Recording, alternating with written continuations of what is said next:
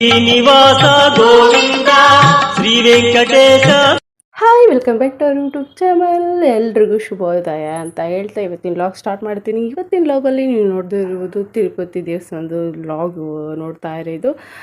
ಗುರುವಾರ night 11 o'clock ಆಗಿತ್ತು. ನಾವಿಲ್ಲಿ ಬಿಟ್ಟಾಗ 2 o'clock ರೀಚ್ ಆದ್ವಿ ಮಾರ್ನಿಂಗು. ನಮಗೆ ತುಂಬ ಸ್ವಲ್ಪ ಹತ್ರ ಆಗೋದ್ರಿಂದ 3 hour ಅಷ್ಟೇ ನಮಗೆ ಜರ್ನಿ ಆಗುತ್ತೆ.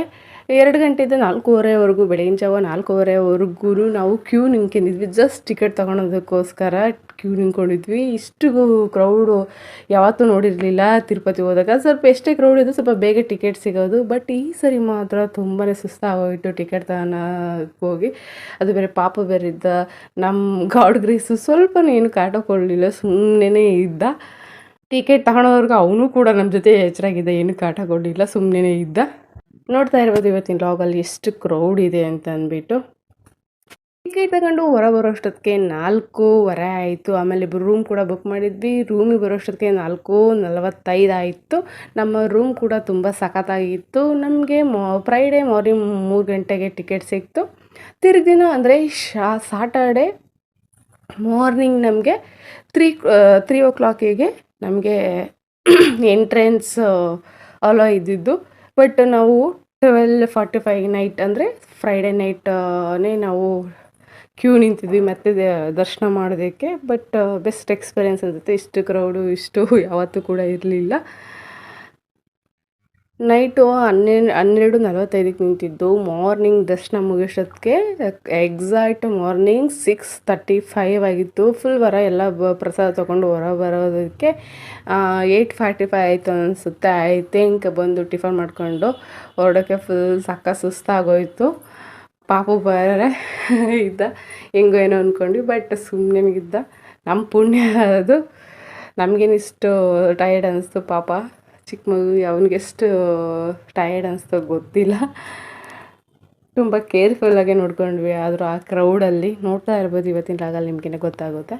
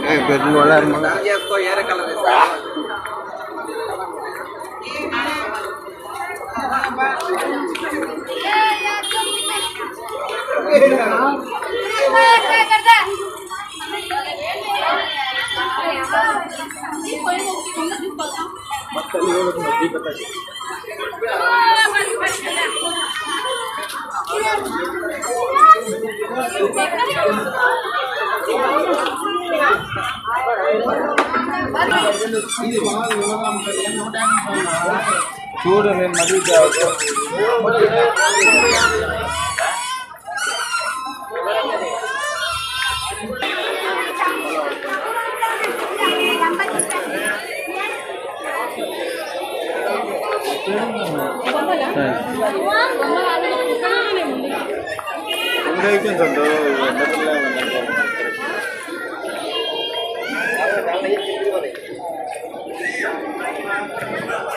एक वाला गारंटी है